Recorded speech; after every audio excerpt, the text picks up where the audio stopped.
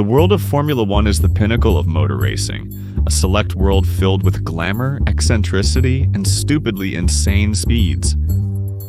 However, such an eccentric lifestyle requires a very hard-to-get, but highly addictive fuel: money. And in that way of getting money for Formula One teams, it mostly comes from sponsors. And until a few years ago, there was a source of income that provided the teams with virtually unlimited resources: tobacco. A relationship that led Formula One to completely impressive monetary terms for a good part of its existence. But at some point when Formula One quit smoking, curiously, it severely damaged its health for a while. And today on Skyline Racing, we're going to tell you the story of the tobacco sponsorships that were very popular in the 90s. Their contribution to Formula One, and how did they end up withdrawing from the sport they considered their biggest global showcase? So, ladies and gentlemen, welcome to the history of Formula One, tobacco, and the consequences of when the category decided to quit smoking. If you saw one of our most recent videos, we talked to you in broad terms about one of the most tragic rivalries in Formula One that exists: the tale of Didier Pironi and Gilles Villeneuve's epic battle, betrayal, and vengeance, and for that chapter of scandals of the Formula One teams. To gather information about this battle, there is an excellent Sky TV documentary featuring images, stories from those close to them, and race footage from that season. Besides the drama both faced in the 1982 season, I highly recommend this documentary to you. Sadly, it's not available on any digital platform in Mexico. Unless, of course, you have a tool at your disposal that allows you to unlock any digital lock. Before starting this video, it should be emphasized that in no way is any tobacco brand being advertised. And the brands mentioned here will only be for historical purposes and for the development of the story. Skyline Racing and its members strongly advise against the consumption of cigarettes or related products under any circumstances. To understand this story, keep in mind that the protagonist of it is cigarettes, the most popular way in the world to consume tobacco, which is a product known to be highly addictive and harmful to health. However, it is a massive industry that moves vast sums of money, which is exactly what a sport like Formula One needs and will always suit it wonderfully, since no team today would refuse to have a source of income as powerful as the tobacco industries once were. And this is precisely someone who, with foresight, saw the benefits of accepting a sponsorship deal with a tobacco company in order to safeguard his heritage. Colin Chapman, the owner of the Lotus team, who in 1968 saw how Formula One was growing by leaps and bounds in terms of professional, technological, and global audience growth, which would also mean that little by little, the category would become increasingly expensive. By the end of the 60s, teams saw how it was economically unviable to be in Formula One. By then, Lotus had already become a successful team in the world of Formula One, winning several championships. World championships of drivers and constructors. And yet this structure was in the red, and with a huge possibility of losing everything due to lack of money. Before 1967, Formula One was super restrictive with the issue of sponsorships, as only brands that were somehow involved with motor racing or cars were allowed. But after losing some brands like British Petroleum or ESO, the category would decide to open up to new sponsorships that had nothing to do with motor racing. That's where Colin Chapman saw a huge opportunity. But this little micro-history has a second part, and in this case, it is starred by Imperial Tobacco, a British tobacco company that, at the end of the 60s, is going to launch a new product called Gold Leaf, a variant of one of its cigarette brands. However, just before launching this product, they faced a huge obstacle, and that is because in Europe, restrictions were going to be imposed on radio and television advertising for tobacco industry products. This did not sit well with the brand, which needed aggressive advertising to promote its new line. So they explored other advertising options, finding a potentially huge one with the theme of sports, that the most glamorous, eccentric sport, but above all, globally positioned, of fast cars. The Lotus team, after numerous rejections from other brands, finally secured a sponsorship deal with the tobacco company, which, according to estimates, was around £85,000 sterling annually. how did it pay for advertising services making its car immediately seen with the brand's logos? Which meant a lot of money, but also that Lotus had to submit to allegations that they had sold their soul to the devil, or even allegations like they ended up prostituting themselves, and sacrifice the colors of their country's flag on their car in exchange for tobacco money? But truth be told, even though they were harshly questioned during these years, the move by Lotus was very smart, as the relationship between both brands was very beneficial, as Lotus acquired a good financial contribution that saved it from financial ruin. And the tobacco brand received a global showcase that boosted the sales of its product, being a resounding success for both brands, which soon would lead other tobacco companies to start flocking to Formula One. During the 70s, the relationship between tobacco brands and Formula One was proliferating exponentially, to the point that by 1972, Imperial Tobacco wanted more involvement within the Lotus team, and replaced Gold Leaf with the John Player brand.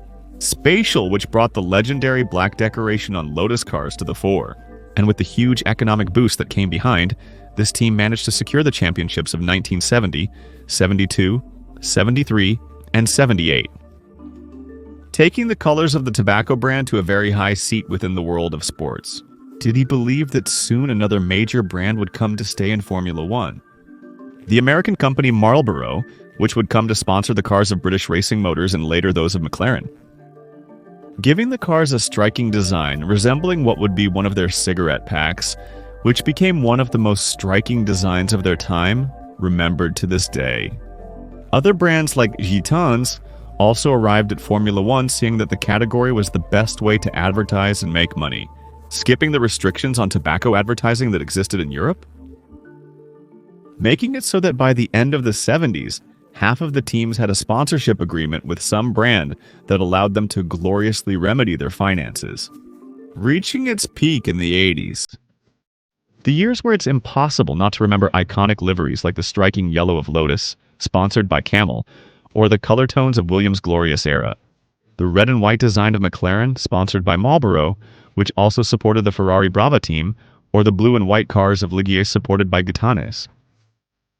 At this point, the equation was very simple. If you had a financial agreement with a tobacco company, the team's finances allowed you to get the best deals, the best drivers, the best engines, the best staff, and a long list of other things.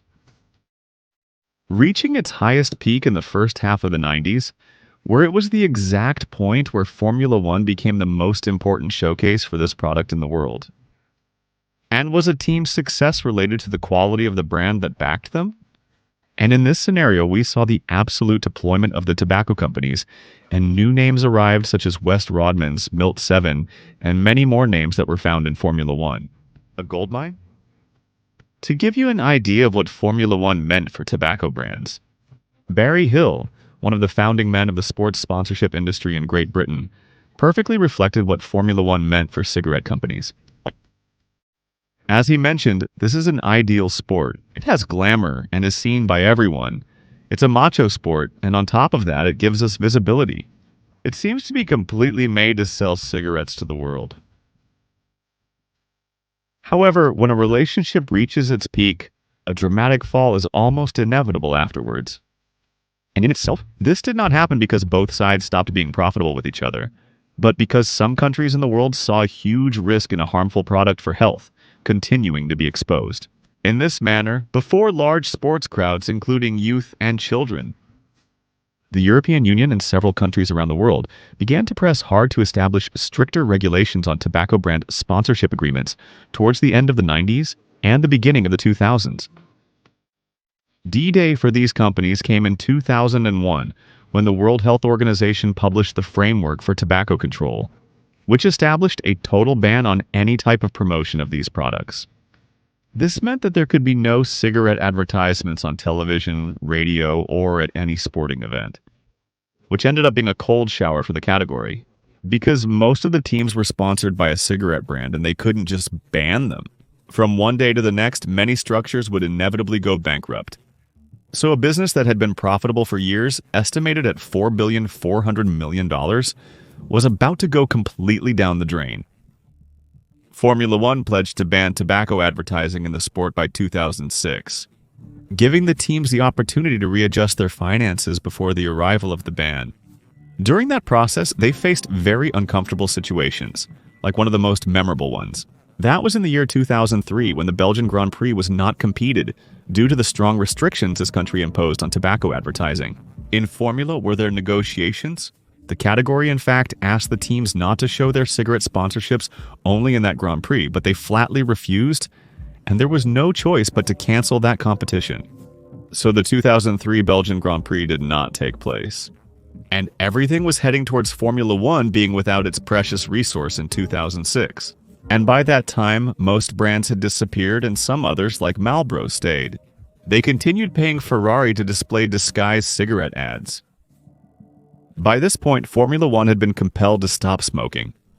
But the thing is, unlike what would happen with a flesh and blood human being, quitting smoking severely damaged the health of Formula One. Because without the monstrous economic contributions from cigarettes, many teams struggled to find brands that could make up for the loss of revenue from their most profitable products. With Formula One being such an expensive sport, and the world being hit by a financial crisis in 2008, along with the lack of that precious resource, teams and manufacturers began to leave the category. In the desperation to get money, many teams had to start using the famous pay drivers, which, well, always existed, but there came a point where a good part of the grid had a pay driver. That is, drivers whose talent was not enormous, but they had a big sponsor behind them and who had more or less fleeting steps through Formula One. Although these sponsorships and this type of drivers only provided a little bit of oxygen to the already damaged lungs of the teams. Throughout all that time, teams changed hands, disappeared, were renamed, and along, etc. more. More than 10 years after the ban, the teams were unable to adapt and find solid stability, which they dragged on for many years. Practically until Liberty Media arrived, and along with its business model plus the budget cap. They managed to give the teams the possibility of being financially profitable and finding gains in having a Formula One team instead of just surviving. But, believe it or not, the 2006 ban did not mean the end of tobacco brands in Formula One, because after a long time they managed to return, albeit in a different way. In 2019, tobacco companies returned, starting with Philip Morris with Ferrari and British American Tobacco with McLaren, in the particular case of Ferrari. Perhaps many of you remember the huge sponsorship of Mission Win Now, which basically did not allude to the cigarette as such, and its function was to publicize Philip Morris's plans for a new future, based on a campaign to raise awareness about how to improve the brand and evolve progressively. And this is serious as it did not relate as such to its tobacco-based products. But it aimed to create anticipation that this company would be a future leader, even if between the lines it was covert advertising. In the same way, British American Tobacco would put the logo of A Better Tomorrow, whose intention was to allude to its potentially reduced risk products, to provide supposedly a better place for tobacco and nicotine consumers. British American Tobacco also capitalized on their investments in innovations, science, and technology, all in collaboration with the company itself, which once again made the world raise an eyebrow, considering that these brands use their projects as an excuse to promote tobacco again, in a camouflaged way. In addition, electronic cigarettes have started to have a presence in the world of Formula One, like the Buzz brand, which can be seen on some McLaren cars or even the Velo brand. A product of British American Tobacco, which is basically nicotine without tobacco, that has again caused quite a stir. Civil organizations are again demanding that Formula One exercise greater control over these products. It seems that in the middle of 2025, they are coming back stronger and stronger when they were practically considered dead. After the ban on advertising these types of products in the year 2006. In summary, tobacco brands significantly fueled Formula One's rapid growth, which was just starting with 2 brands. And like it or not, they are an important part of the history of this sport, as they were key for the teams to have a huge economic resource, almost monopolizing the grid. However, the world changed. The advertising of these products was banned, and the brands left, although they didn't completely. Some tried to camouflage themselves for a while, and gradually they're starting to return little by little to the grid. The money is always going to be well received by the teams. These brands are getting better at navigating today's tobacco restrictions. This has generated controversy, and until it is regulated again, they will continue to take advantage of it.